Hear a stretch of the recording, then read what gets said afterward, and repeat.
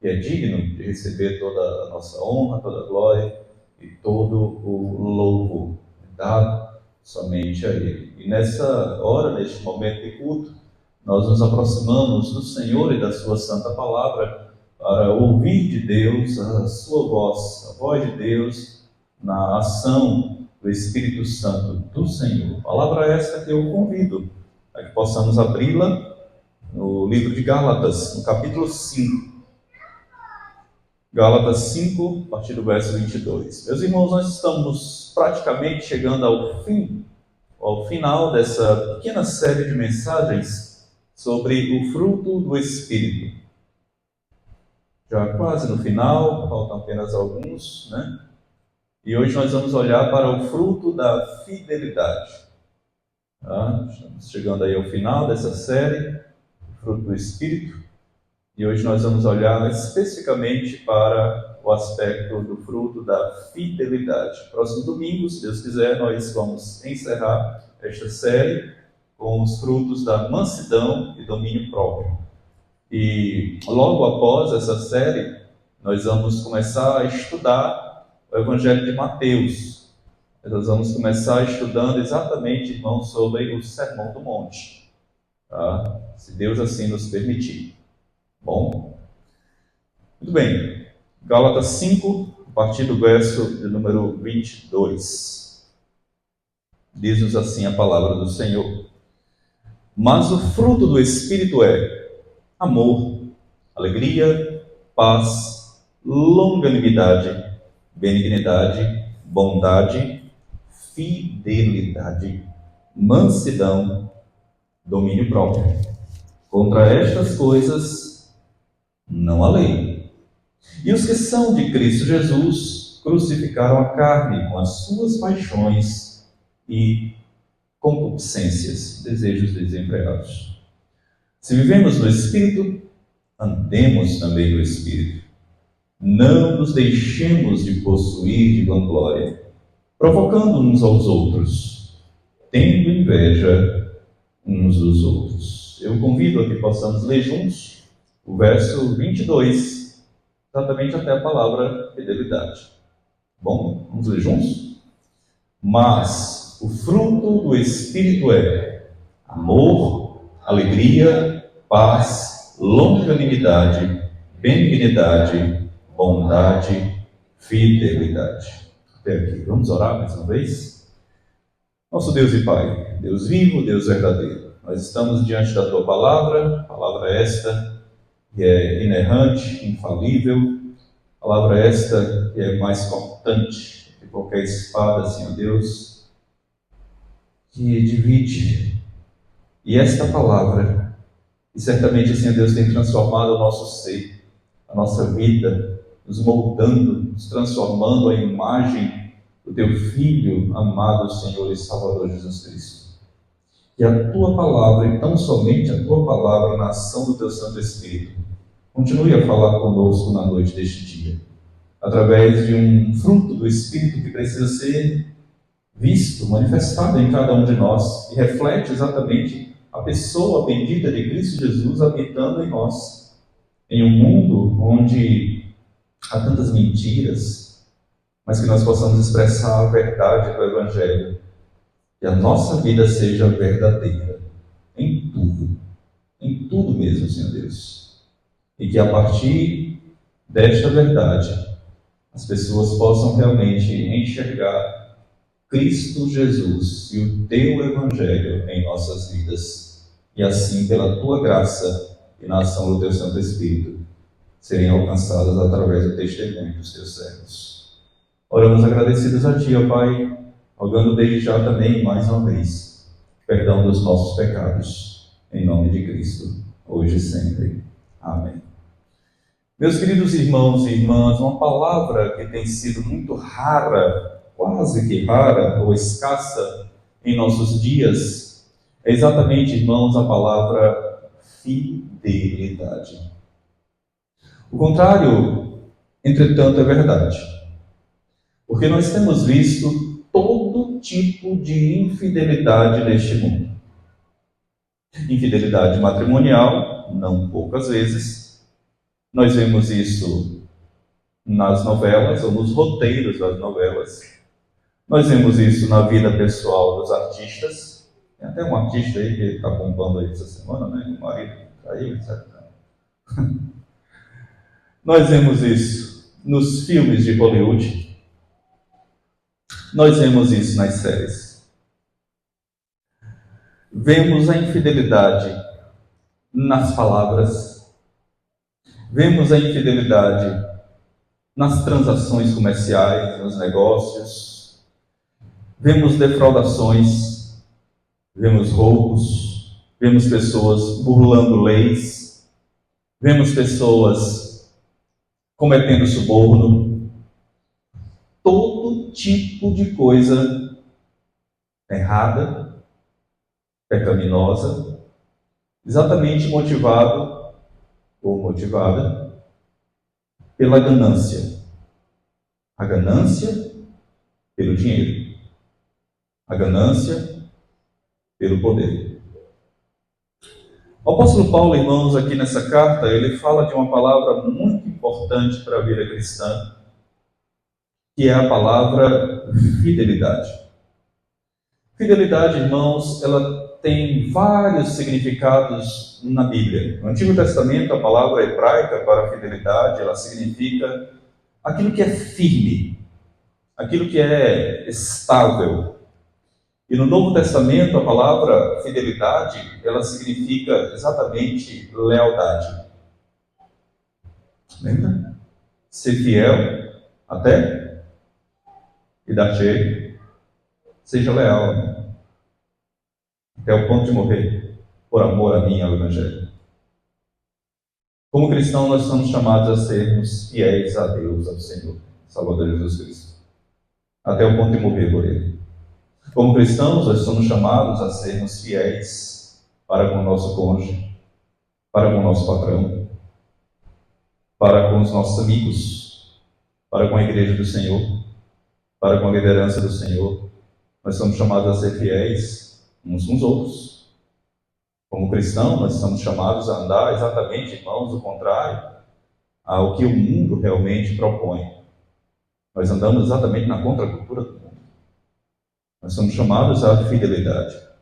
Então, numa simples definição, a pessoa fiel é exatamente, irmãos, aquela pessoa em quem você pode confiar. E como está difícil hoje. Mas a palavra fidelidade significa exatamente isso. Aquela pessoa em que você pode confiar. É a pessoa fidedigna. É a pessoa confiável. É a pessoa leal. É essa a pessoa fiel. Mas antes de você encontrar em outro esta pessoa, você precisa ser essa pessoa.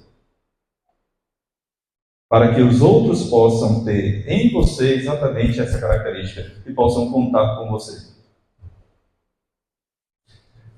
Você pode entregar exatamente, irmãos, uma pessoa assim, você pode entregar o seu coração a ela porque você confia nela.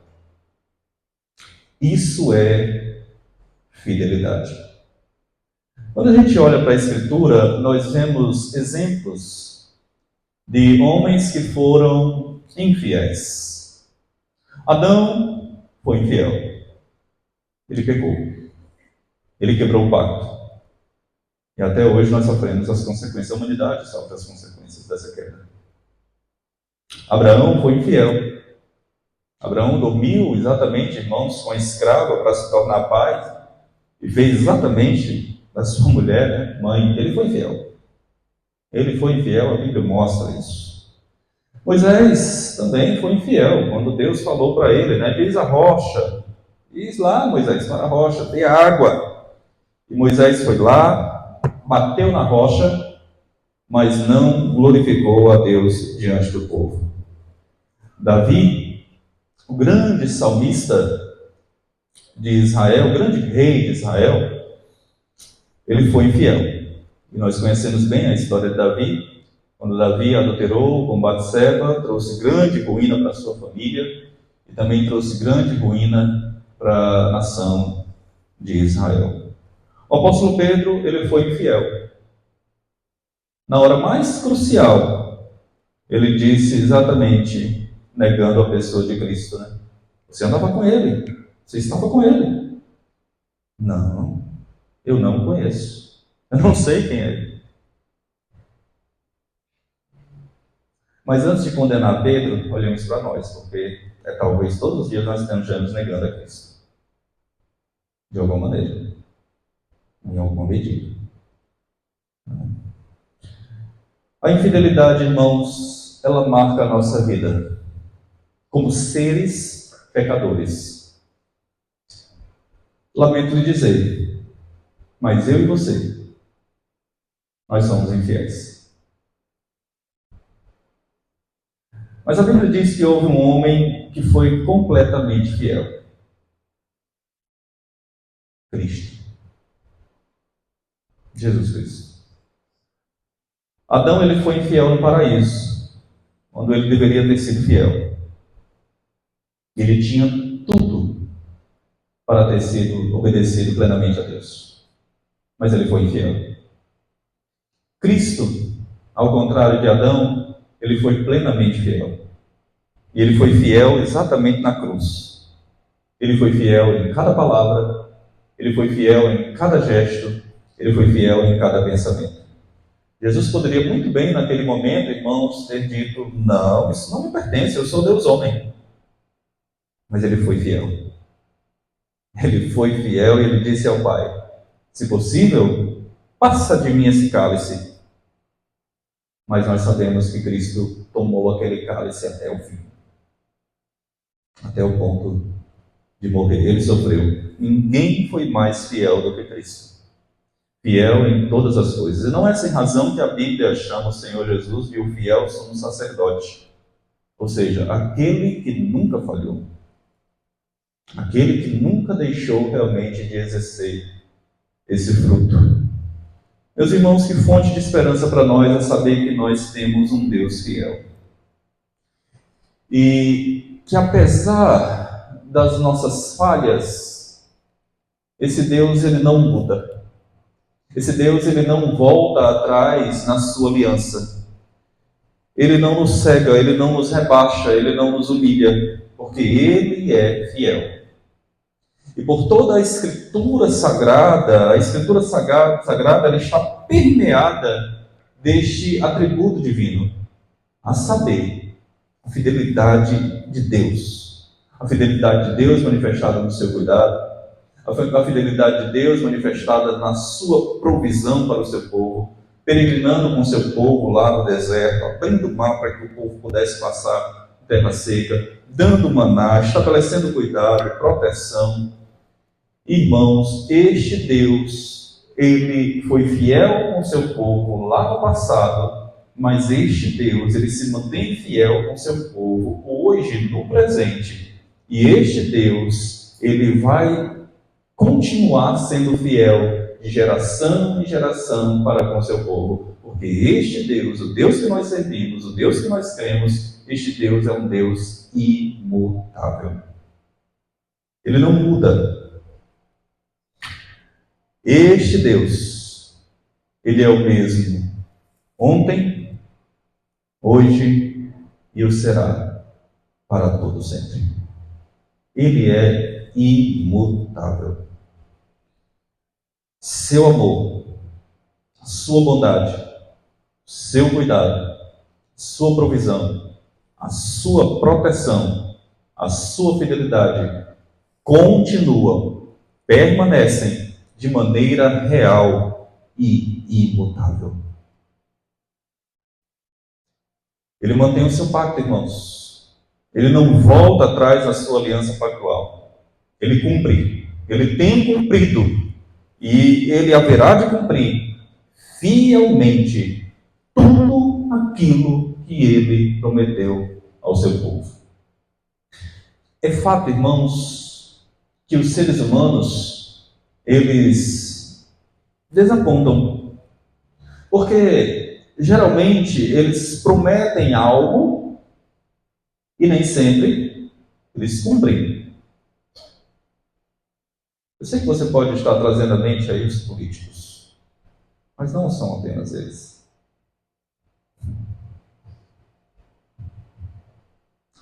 Infelizmente, irmãos, a gente está cercado por pessoas assim. Na sociedade, em todas as esferas. Pessoas que cumprem, mas infelizmente nem sempre cumprem aquilo que prometem. Meus irmãos, há muitos casais hoje separados porque um dos cônjuges não cumpriu a sua promessa pactual. Muitos, vários. Há filhos desapontados com os pais, porque os pais estão desapontando, não cumprem a palavra empenhada. Mas, irmãos, mesmo que nós possamos aqui elencar vários e vários e vários exemplos, onde está, nada do que nós possamos realmente referendar de forma negativa diz respeito à pessoa de Deus. Porque com Deus é completamente diferente. O contraste entre nós, o homem e Deus, é imensurável. E Paulo, ele ensina a Timóteo afirmando o seguinte: se nós somos infiéis, ele, Deus, permanece fiel. Porque de maneira nenhuma ele pode negar-se a si mesmo. Deus, irmãos, ele não mente em nada, em nenhuma de suas promessas. E torna a afirmar, ele não rompe, ele não quebra com o seu pacto. Deus não desaponta ninguém, irmãos. Deus, ele sempre responde às nossas expectativas. E entenda uma coisa aqui. Deus, ele sempre responde às nossas expectativas quando nós compreendemos a sua vontade. E essa vontade de Deus, incomparavelmente mais sábia que a nossa, ela é qualificada pela Escritura como boa, agradável e perfeita. Entretanto, eu e você, irmãos, todos nós, sem exceção, nós somos chamados a viver em fidelidade. E se existe um elemento ou um ingrediente em qualquer tipo de relacionamento, e digo isso, irmãos, com todas as letras, se esse elemento não existir, os nossos relacionamentos, eles vão estar comprometidos. Vai desmoronar. E este elemento chama-se fidelidade. E dito isso, eu quero, portanto, destacar aqui nessa noite 3 aspectos dessa fidelidade. 3 áreas da vida. Não são os únicos, lógico. Mas eu quero destacar pelo menos essas 3 áreas da vida em que nós precisamos manifestar e demonstrar esse atributo, essa virtude, essa característica, esse fruto do Espírito, que é a fidelidade. A primeira delas, irmãos, seja fiel no seu casamento. Seja fiel. Isso vale para quem não casou ainda também, que um dia vai casar. Seja fiel no seu casamento. Isso vale para você, cristão, no seu casamento com Cristo. Seja fiel no seu casamento. Irmãos, não é que isso seja uma descoberta, uma novidade, mas nós vivemos em um tempo em que a fidelidade matrimonial está sob ataque, né? Embora a imoralidade, essa perversão vergonhosa, ela não seja algo novo nesse mundo, mas certos aspectos da nossa situação atual são relativamente novos, por assim dizer, né? E nessa novidade, impulsionada aí pelo relativismo, a nossa cultura está atacando por todos os lados o próprio conceito de fidelidade. E o conceito de fidelidade tem tomado uma nova roupagem. Né? Alguém me dizia, um certo professor meu, ele afirmando corretamente, ele dizia que a dramaturgia hoje, as telenovelas e até mesmo os filmes, fazem um enredo tal de que faz com que a pessoa fique torcendo exatamente para que o amante prevaleça. Isso é triste. Esse conceito tem entrado na mente de muitas pessoas. Desde o princípio, irmãos, o cristão ele tem a responsabilidade de se levantar contra várias tentações, afrouxidões desses padrões mundanos. Os mandamentos divinos, irmãos, eles não podem ser impressos ou ter sido impressos apenas, e entenda isso. Os mandamentos que Deus nos deu, a sua palavra, a sua lei, eles não podem ter sido apenas impressos nas tábuas da lei, das leis, mas necessitam estar bem fixas, exatamente, irmãos, no meu e no seu coração. Todos os dias. A Escritura, irmãos, ela não pode ser considerada a nossa única regra de fé e de prática apenas aqui aos domingos. Mas ela deve ser a nossa única regra de fé e prática no nosso dia a dia, irmãos.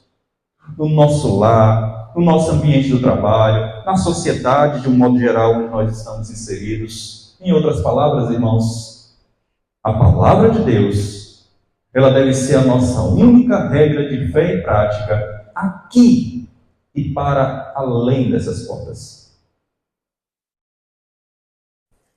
E o passo inicial, irmãos, para que nós sejamos fiéis ao nosso cônjuge, reside em que antes nós precisamos ser fiéis a Deus.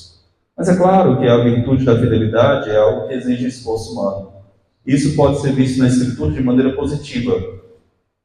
Exemplos, através da vida de José do Egito, que não triunfou sobre a tentação da mulher de Potifar, seu patrão. Este o seduziu, decidiu realmente possuir a José, mas José ao mesmo tempo decidiu firmemente, melhor dizendo, permanecer fiel a Deus e ao seu patrão. Isso pode ser visto através da vida de Daniel e seus amigos. Diante das apetitosas comidas, e bebidas especiais da corte de Nabucodonosor, e tendo mostrado uma outra característica, que é a característica do domínio próprio, e resolveram eles firmemente não se contaminar com as finas iguarias do rei. Fidelidade ao Senhor. Ao Senhor. Dentre outros exemplos que as Escrituras escrevem de personagens que se mantiveram fiéis ao Senhor a despeito das tentações que sofreram.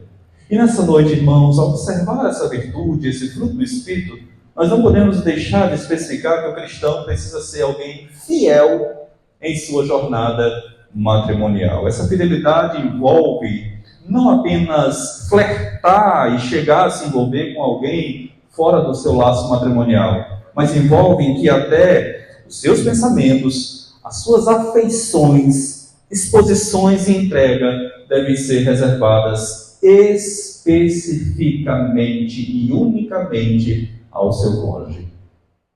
O mundo lá fora adota o seguinte ditado e a seguinte filosofia: o que é bonito para se mostrar.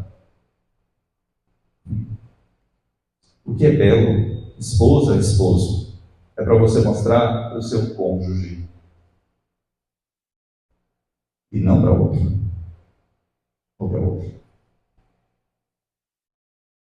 Seja e permaneça fiel ao seu cônjuge. É interessante, irmãos, porque geralmente nos casamentos a gente faz uma promessa que já é bem conhecida, E nessa promessa a gente diz o seguinte: eu prometo ser fiel na riqueza e na pobreza. Riqueza aqui é para inglês ver, Essa missão aqui a gente passa longe. Eu prometo ser fiel na saúde e na doença. Eu prometo ser fiel na alegria e na tristeza. Eu prometo ser fiel. Você já parou para pensar que casamento é um voto? E um voto de fidelidade? É um voto que você faz para outra pessoa, diante de Deus, Deus da aliança, e que você não pode quebrar esse voto nunca. Nunca. É um voto, é uma promessa, é uma coisa muito séria, muito profunda. É uma promessa. Isso significa, meus irmãos, homens, mulheres, maridos, esposas, isso significa que os seus olhares, as suas palavras, os seus gestos, o seu tempo, os seus recursos, tudo tem que ser para o seu cônjuge. Mais do que isso, o seu coração tem que ter um sentimento nobre e exclusivo para o seu cônjuge. Isso é sério, irmãos. Porque nessa área, Satanás tem destruído muitas famílias.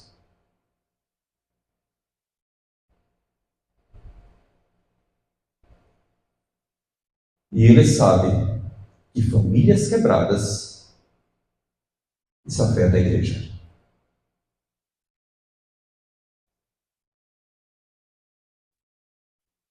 Portanto, você tem que amar o seu cônjuge com amor fiel, com amor devotado, não amor dividido, não amor desleal, mas completamente fiel. Quando você olha, ou quando nós olhamos para os filmes de Hollywood, para os filmes, é muito simples, O homem briga com a mulher, sai de casa, com a primeira desconhecida ele se deita, depois de um copo de uísque num desses bares da vida. É simples assim. Simples assim. As pessoas, irmãos, elas vivem em adultério como se fosse a coisa mais normal e mais natural do mundo. Antigamente, a coisa mais comum do mundo era um homem ter as suas amantes. E que, aliás, é um termo completamente equivocado, tá? Porque amante é aquele que ama. A minha mulher é minha amante. Tá? Só que a minha amante, santificada. Seu marido, seu amante. Só que o amante, santificado. E esse termo não deveria ser o amante ou a amante, mas deveria ser o adúltero. Ou a adúltera. E não o amante, porque amante é aquele que ama, mas o amante santificado. A vida conjugal, meus irmãos, necessita, de forma inegociável, necessita ser uma vida de fidelidade. Não pode haver motivos, meus irmãos, não pode haver motivos para desconfianças no casamento. Não pode. A vida de um casal, ela precisa ser exatamente, irmãos, como um livro aberto. Um livro aberto. E o seu cônjuge precisa conhecer página por página, folha por folha. Você não pode esconder nada. Precisa ser um livro aberto, irmãos. Um livro aberto. A fidelidade, irmãos, implica em clareza, implica em confiança. Não pode, irmãos, haver pontas soltas no casamento. Não pode, irmãos. E a fidelidade ela tem que ser mútua em cada detalhe. O dinheiro, o quanto ganha, o quanto gasta, com quem esteve, com quem falou, isso não é possessividade. Isso é fidelidade. Fidelidade é diferente de ciúmes. Ciúme é uma coisa autoritária, que sufoca, que aprisiona, que esmaga o outro. Ciúme é um sentimento até antibíblico. O apóstolo Paulo diz, o amor não arde em ciúmes. Porque ciúme implica desconfiança. Zelo sim é outra história, irmãos. Zelo é cuidado. Zelo é amor. Mas zelo também é confiança. É confiança. E um casamento, irmãos, ele precisa ser estabelecido exatamente dentro deste padrão. Portanto, lembre-se, a sua vida conjugal, ela precisa realmente ser banhada por este atributo, por essa virtude, por este fruto do Espírito, que é a fidelidade. O apóstolo Paulo, escrevendo sobre a fidelidade conjugal, por favor, abra sua Bíblia na primeira carta aos Tessalonicenses, capítulo 4.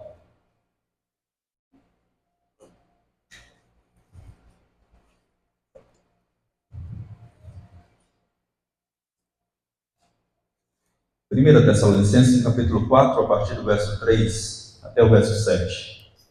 O apóstolo Paulo ele diz algo que nos faz pensar muito, muito mesmo. Ele diz assim: 1 Tessalonicenses, capítulo 4, dos versos 3 a 7. Ele diz assim, olha só. Pois esta é a vontade de quem? De Deus. Bom, vamos lá. Se esta é a vontade de Deus, é para ficar apenas sendo observada? Contemplada? Se essa é a vontade de Deus, deve ser a nossa regra de fé e prática, deve ser praticada. Muito bem, qual é a vontade de Deus? Esta é a vontade de Deus, a vossa santificação. O que significa santo? Ser separado. Que vos abstenhais da prostituição. A palavra prostituição aqui não tem a ver com prostituta. A palavra aqui tem relação com toda prática de relação íntima ilícita. Qualquer coisa que é ilícito é prostituição na Bíblia. Então Paulo fala que vos abstenhais da prostituição e que cada um de vós saiba possuir o próprio corpo em santificação e honra, não com o desejo de lascívia, aquele desejo desenfreado, sem limites, como gentios que não conhecem a Deus. Ou seja, irmãos, como os ímpios. Meus irmãos, nós não somos ímpios, nós somos cristãos. Nós precisamos demonstrar exatamente um padrão diferente. E ele diz, não como gentios que não conhecem a Deus. Então Paulo prossegue dizendo, e que nesta matéria de fidelidade, ninguém ofenda e nem defraude ao seu irmão. Ou seja, nós nunca deveríamos olhar para outra pessoa, além da nossa esposa, além do nosso marido, com um olhar impuro. É isso que Paulo está dizendo. Meus queridos irmãos, ouçam bem. O problema não está fora de nós. Ou seja, o problema não está nos filmes de conteúdo irrestrito e inapropriado. O problema não está nas revistas de conteúdos sujos, de lixo pornográfico que a internet fornece a rodo. O problema, irmãos, está dentro de nós, na nossa concupiscência. Não queiramos racionalizar o erro, porque a Bíblia chama pecado de pecado. E o problema está dentro de nós, no nosso coração. E este precisa ser, nas palavras do apóstolo Paulo, mais e mais e mais e mais santificado. As palavras de um puritano do século XVIII, ele diz, eu sei que eu não sou o que realmente eu um dia desejo ser, mas eu também sei que eu não sou aquilo que eu fui ontem, e eu sei que amanhã eu também não vou ser aquilo que eu sou hoje, porque dia a dia eu estou sendo, através da graça de Deus, mais e mais santificado. Esse processo, irmãos, precisa ser estabelecido em nossas vidas. Necessita ser estabelecido em nossas vidas. Mais e mais santificado, separado para obedecer a Deus. Irmãos, o Evangelho é muito mais do que receber a Jesus em seu coração. O Evangelho é um Evangelho para ser vivido em obediência inegociável. E qual é a razão? Paulo diz assim, olha só, verso 6. Porque o Senhor, isso é muito sério, irmãos. Porque o Senhor, contra todas estas coisas, como antes nos avisamos e testificamos, claramente, Ele é o quê? O vingador. Em outras palavras, irmãos, Deus não deixará passar impune nesta matéria, neste assunto de infidelidade. Não vai deixar passar, irmãos. E ele finaliza o verso 7 dizendo, porquanto Deus não nos chamou para a impureza, e sim para a santificação. É uma área difícil, mas é necessário, irmãos. Pela graça de Deus, nós lutemos e triunfemos sobre ela. Homens, sejam fiéis. Mulheres, sejam fiéis ao seu cônjuge. Adolescentes e jovens que vão se casar um dia, pela graça de Deus, sejam fiéis. O mundo é terrível. Terrível. Ele quer tornar o pecado como algo comum, algo natural. Ele quer tornar as coisas relativas, fugindo e distorcendo o padrão daquilo que é bíblico, o padrão absoluto da palavra de Deus, porque aquilo que o mundo vai pregar e vai querer é que você seja infiel mesmo. Mas a palavra de Deus, irmãos, nos chama a sermos fiéis o tempo todo, em toda e qualquer situação. Eu entendo que quando nós somos e procuramos ser fiéis, irmãos, Deus nos honra. Deus nos honra. Ele nos abençoa. Não necessariamente com a riqueza, mas com a provisão diária, irmãos. Com aquilo que nós precisamos para viver. Não tem coisa melhor, irmãos. Não tem coisa melhor do que a gente poder deitar a cabeça no travesseiro e dizer a si mesmo e a Deus: meu Deus, eu fui fiel a Ti, Senhor. Fui fiel a Ti, Senhor. Mesmo sendo um pecador, mas eu fui fiel a Ti, Senhor. Essa área que tanto foi uma tentação, mas o Senhor me ajudou a triunfar. Eu fui fiel a Ti, Senhor. O contrário também é verdadeiro. É terrível você colocar a cabeça no travesseiro e ter um peso por pecados não tratados e por vezes até cauterizados. Segundo aspecto que eu quero destacar nessa ministração sobre fidelidade, irmãos, seja fiel nas suas palavras. Meus queridos irmãos, eu e você, nós somos chamados a dizer a verdade. Ou como nós dizemos nos filmes, assistimos os filmes, né? Somente a verdade e nada mais a verdade. Mas a Bíblia é muito mais do que somente esse jargão. E lá em Provérbios, no capítulo 12, verso 22, diz assim: os lábios mentirosos são abomináveis ao Senhor. Ou seja, irmãos, Deus abomina a mentira. Deus abomina o engano. Deus abomina a falsidade. E Salomão ainda diz: mas os que agem fielmente são o seu prazer. Meus irmãos, Deus odeia a mentira, mas Ele tem prazer na verdade. Se tem uma coisa que traz realmente satisfação, deleite e prazer, Deus para com seus filhos, é quando seus filhos são verdadeiros. Nosso Deus é um Deus verdadeiro, irmãos. E nós precisamos refletir exatamente a imagem nessa virtude. Lamentavelmente, irmãos, a mentira para muitos já se tornou um hábito. E muitos vivem uma mentira. E até propagam a mentira, querendo transformar essa mentira com todas as forças em uma verdade. O problema é que para sustentar uma mentira, a pessoa ela vai ter que criar outra e mais outra.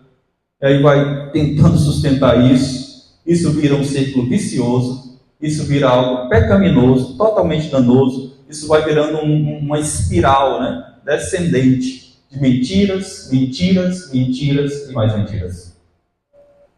Infelizmente, irmãos, muitas pessoas em nossa sociedade têm vivido exatamente dessa forma, danosa, mentirosa, e caso não corte o mais rápido possível esse hábito, sem perceber a condição do coração, vai ficando cada vez mais incontornável. Porque hoje essa pessoa mente sobre coisas pequenas, amanhã ela vai mentir sobre coisas grandes, e outras, e mais outras, até o dia em que essas mentiras têm consequências muito graves para a vida dessa pessoa. E vale lembrar, irmãos, que não existe mentira ou mentirinha. Para Deus, mentira é mentira, seja qual for. Ela é pecado. No conceito bíblico divino, ela é abominável para Deus. Em Efésios, capítulo 4, verso 25, o apóstolo Paulo ele diz assim: por isso, deixando a mentira, fale cada um a verdade com o seu próximo, porque nós somos membros uns dos outros. Meus irmãos, a mentira é algo que destrói. A mentira é algo que devasta relacionamentos, porque ela gera desconfiança. A mentira, irmãos, ela gera perda de credibilidade. Ela é algo nocivo, não apenas por conta da sua natureza em si, mas porque a mentira tem uma origem naquele que é o pai da mentira, que nós conhecemos, que é Satanás. E nesse mundo, irmãos, onde jaz o maligno, o que mais impera, infelizmente, é a falta com a verdade. Vivemos num mundo, numa sociedade corrompida, onde o que se vê prevalecendo é mentira em todos os setores da nossa sociedade, irmãos. E ao mesmo tempo que a mentira muitas vezes tem prevalecido, a verdade tem se tornado extinta, escassa. Isso por vários motivos. Seja pelo simples fato de querer prejudicar alguém, seja pelo fato de alguém querer se promover e tomar alguma vantagem em cima de alguma mentira, seja para poder defender alguma acusação que tem o seu amplo fundamento, e aí vai ocultando a culpa. Portanto, a mentira, irmãos, ela é sempre, sempre, sempre caracterizada como algo abominável aos olhos de Deus. E se isso não basta, a Escritura Sagrada ela ainda diz que os mentirosos, ou os que vivem na prática da mentira, estão na lista daqueles que vão para o inferno. Por favor, abra sua Bíblia em João, capítulo 8, verso 44.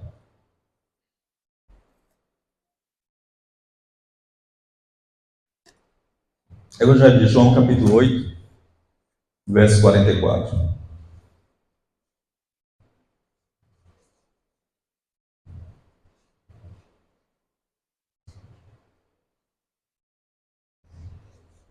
Diz assim, falando aqui aos mentirosos, tá?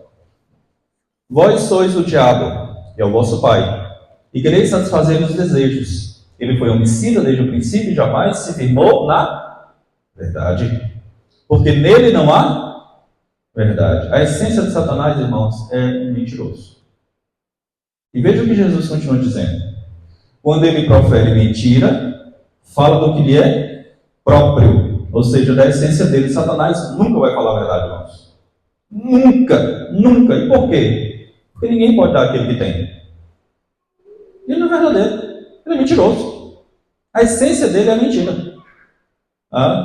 E Cristo diz, né? Porque é mentiroso e pai da mentira. Isso significa, irmãos, que isso é sincero. Quando um crente mente, ele está usando exatamente o mesmo expediente de agir de Satanás. Quando um cristão mente, quando ele vive na prática da mentira, ele está se tornando um filho do diabo. Essa é a grande verdade, irmãos. A gente não pode menosprezar isso. Portanto, lembre-se que quando eu e você dizemos a verdade, nós precisamos realmente dizer a verdade, nós estamos expressando exatamente, irmãos, um dos atributos de Deus e um precioso fruto do Espírito. A verdade. Deus é a verdade. E Ele se alegra quando nós somos verdadeiros, uns com os outros. Por outro lado, quando você mente, está usando o mesmo artifício de Satanás, como o texto nos mostra aqui. Aquele que é mentiroso, aquele que vive na prática da mentira, ele realmente, irmãos, é filho do diabo. E como cristãos, nós devemos realmente espelhar a pessoa de Cristo em nós e precisamos realmente desenvolver, irmãos, esse fruto do Espírito, chamados a dizer a verdade, falar a verdade, sermos verdadeiros nas palavras, na coerência com a vida e sermos fiéis em tudo. Não deixe, meu irmão e minha irmã, que a mentira se torne um hábito. Não permita, porque isso vai destruir a sua reputação, isso vai comprometer os seus relacionamentos com Deus e com o seu próximo. Por fim, terceiro aspecto que eu quero enfocar nessa noite é que nós precisamos ser fiéis em nossos negócios. Eu sei que isso aqui é uma coisa muito delicada, isso porque a gente vive num mundo realmente muito fraudulento nos negócios em todo o tempo. Você vê isso num funcionário que realmente defrauda o seu patrão, que rouba o tempo, que não se esmera como deveria no serviço, que muda as coisas aqui, que muda as coisas acolá. Você vê isso quando uma empresa ela mente no seu balanço patrimonial, por N motivos. Você vê isso quando alguém que precisa declarar o imposto de renda não age com honestidade e transparência. Mas deixe-me ler aqui o que Deus espera disso em Provérbios 11, versículo 1. Por favor, abra sua Bíblia em Provérbios 11, verso 1. Olha só. Provérbios capítulo 11, verso 1. É-nos dito o seguinte: balança enganosa, mentirosa, balança enganosa é abominação para o Senhor, mas o peso do justo é o seu prazer. Em outras palavras, irmãos, Deus odeia a fraude. Deus odeia a desonestidade. Deus condena, irmãos, os negócios fraudulentos. Deus condena os negócios superfaturados, as negociadas dos bastidores. E eu aqui não estou falando apenas de Brasília, da nossa capital federal. Eu não estou me referindo isoladamente a isso. Eu estou falando, irmãos, da nossa vida. A nossa vida comum. As pequenas coisas da nossa vida. Eu lembro da história de um rapaz que chegou para o seu pastor e pediu para dar um testemunho na igreja, porque ele queria agradecer a Deus porque havia vendido o carro dele. O carro estava batido, ele colocou lá uma massa, né, para poder realmente enganar, né, o comprador, uma tinta por cima. E aí o comprador ele não viu aquela região lá do amassado, né, que estava com problema de pintura na lataria. Ele contou isso como se fosse uma vantagem. E o pastor foi lá, chamou ele no canto, né? Realmente o advertiu, repreendeu severamente. Lamentavelmente, irmãos, isso tem imperado em nossa sociedade. O engano, a trapaça, a mentira. Essa é a realidade do mundo que a gente vive, irmãos. Onde muitas vezes impera a desonestidade, impera a trapaçaria, o engano. Mas é preciso, em primeiro lugar, através de um texto tão precioso como esse, que a gente saiba que Deus abomina a desonestidade. Não se agrada, irmãos de Deus, aquele que se comporta de forma desonesta. Deus é um Deus que preza por uma balança justa. Ele abomina todo e qualquer tipo de desonestidade. Portanto, irmãos, ande sempre pelo caminho daquele que agrada ao coração de Deus. Não sejamos, em hipótese alguma, em circunstância alguma, não sejamos desonestos nos nossos negócios, na nossa fala, na nossa vida. Não sejamos, irmãos. Meu querido irmão, minha querida irmã, eu quero chegar ao final dessa ministração e eu quero perguntar a você: em que área ou em que áreas da sua vida a sua fidelidade ela tem sido provada? Ela tem sido testada? No relacionamento conjugal? Nas amizades? Na maneira como você lida com o dinheiro?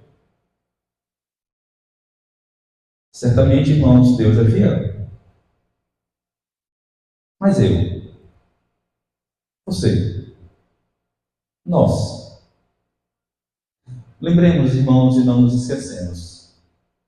Por causa da nossa convicção na palavra, nós somos tentados, estaremos tentados e sujeitos a sofrer todo tipo de perseguição. Mas sejamos fiéis. Paguemos o preço, irmãos, para honrar ao Senhor da nossa vida. Eu gostaria de concluir essa breve reflexão nessa ocasião, dizendo que nós precisamos e somos chamados à fidelidade. Esse é um aspecto do fruto do Espírito, irmãos, e que precisa ser exercido em todas as esferas da nossa vida. No ambiente do lar, na união conjugal. Deus nos chamou a vida de fidelidade em família, e essa fidelidade ela é, sem dúvida, irmãos, uma consequência da nossa fidelidade a Deus. Fidelidade no casamento, até o fim das nossas vidas. Fidelidade nas palavras, diga sempre a verdade. Fidelidade nos negócios, seja fiel. E é preciso que se diga, irmãos, que a fidelidade, ela abre as portas da confiança, da dignidade, do respeito. E o maior encorajamento que nós temos, irmãos, para atribuirmos isso em nossas vidas, é uma pessoa que foi fiel: Cristo Jesus. Cristo Jesus, irmãos, ele foi fiel à sua igreja, ele foi fiel à sua noiva. Cristo Jesus, ele continuou sendo fiel à sua noiva. Jesus nunca vai nos trair. Ele nunca vai nos abandonar, a despeito dos nossos pecados, da nossa feiura espiritual. Ele nunca vai nos abandonar. As palavras de um teólogo: ele nunca vai desistir de você. Mesmo você sendo um pecador miserável, ele não vai desistir de você. Jesus sempre foi fiel. Sempre. Ele sempre foi fiel nas suas palavras, e mesmo doendo, ele dizia a verdade e falava em amor. Jesus sempre foi fiel em tudo que fez. Até mesmo, irmãos, dando o seu imposto a César, né? Quando ele mandou o Pedro ir lá pescar um peixinho, abrir a barriga, né? Tirar a moeda, e disse: entregue lá aos cobradores de impostos. Sempre foi fiel. E Jesus, irmãos, nosso maior exemplo, ele obedeceu em tudo ao seu Pai Celestial, mas também no seu cuidado para com seus pais, provendo até na hora da sua morte o cuidado para com sua mãe, entregando os cuidados de João, seu discípulo amado. E é por ele, o Senhor Jesus, com seus discípulos, irmãos, que nós somos chamados a viver em fidelidade todos os dias. Todos os dias. Onde quer que estejamos, onde quer que Deus nos coloque, aqui na igreja, na nossa casa, no nosso trabalho, na nossa escola, na faculdade, na sociedade, de um modo geral, onde quer que nós estejamos, nós somos chamados a sermos fiéis a Deus. Não apenas quando estamos na igreja, trajados de crentes. Não, irmãos. Mas quando nós lidamos com a nossa vida, em todas as esferas da vida.